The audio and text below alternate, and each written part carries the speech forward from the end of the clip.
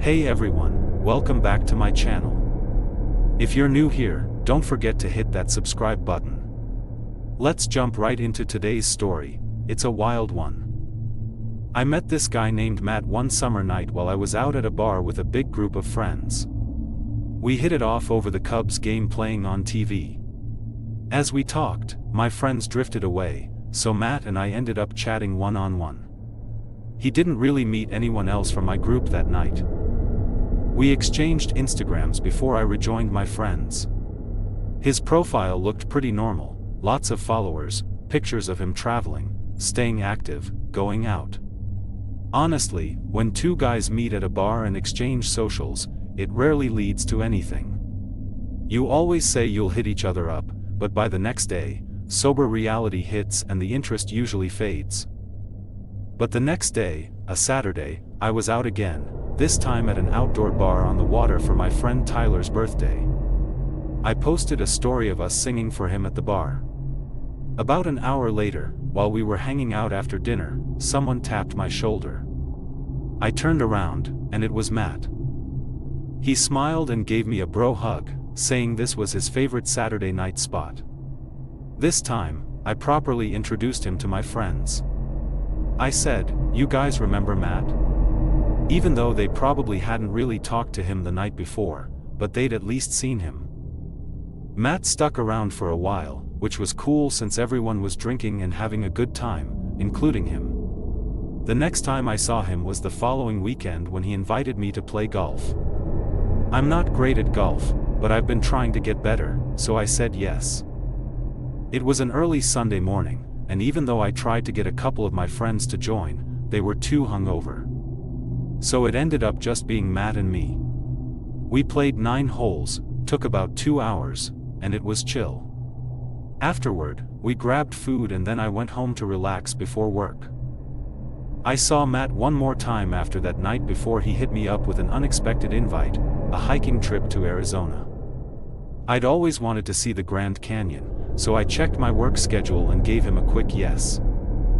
I asked a few friends to come, but they all gave the usual excuses, couldn't get time off, needed to save money.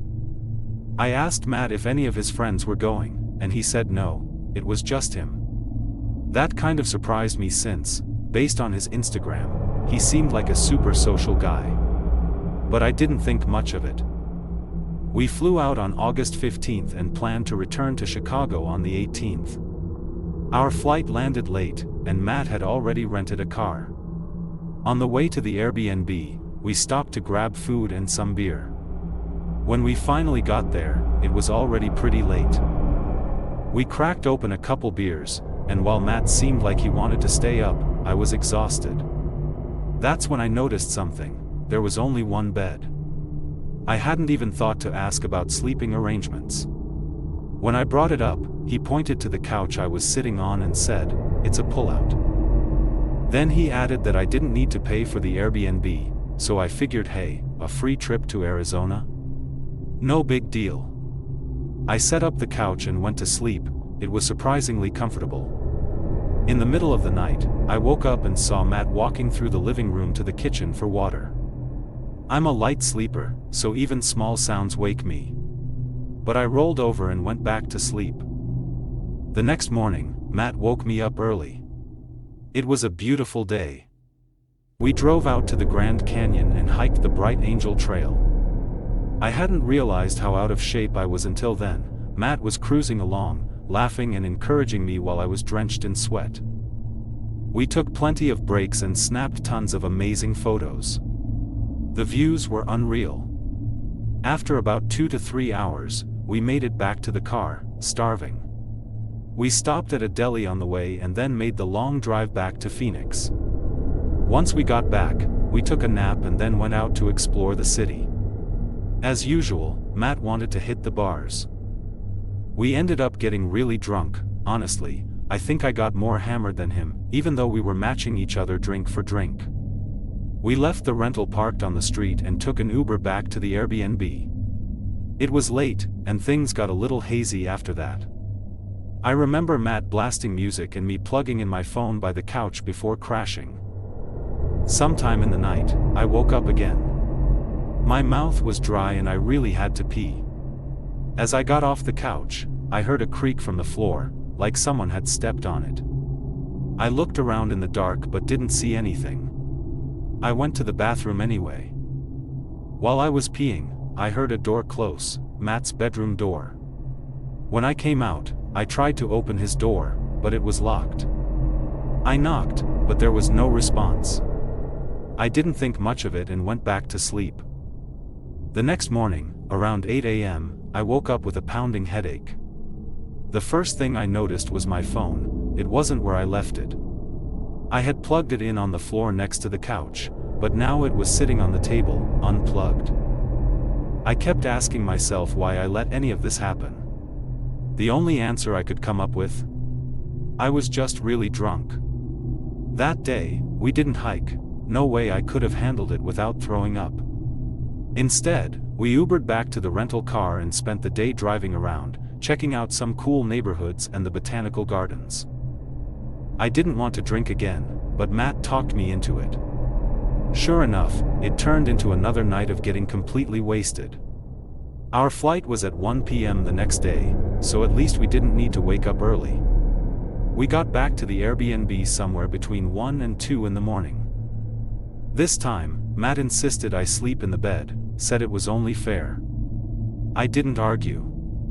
I brought my bag into the room, told him good night, and shut the door. I didn't bother locking it. The kind of lock it had could probably be opened with a butter knife anyway. I wished the story ended there, that we flew home the next day and life moved on. But that's not what happened. I woke up not long after falling asleep. I'm not sure what exactly woke me. It was like I heard something but didn't fully register it. That half-asleep kind of wake-up. I looked around the room, then reached for my phone, gone. I had it charging next to the bed, with the phone lying right beside me. Now the cord was hanging loose, no phone attached. How was this happening again? I checked one side of the bed, then the other, and nearly screamed when I saw Matt lying face down on the floor, sprawled out like he'd just collapsed there. He looked up, groggy like he'd just woken up. I shouted, "What are you doing?" He glanced around like he was confused and mumbled that he must have blacked out and walked into the room to sleep, then remembered I was in the bed and just crashed on the floor, but that didn't add up. He was on the far side of the bed, the side furthest from the door. I accused him of taking my phone. He denied it and told me to check under the bed, maybe it had fallen. Then he immediately got on his knees, peeked under, and said, "Bro, here it is," as he pulled it out. At that moment, I looked at him and felt like I was staring at a complete stranger. Who even is this guy?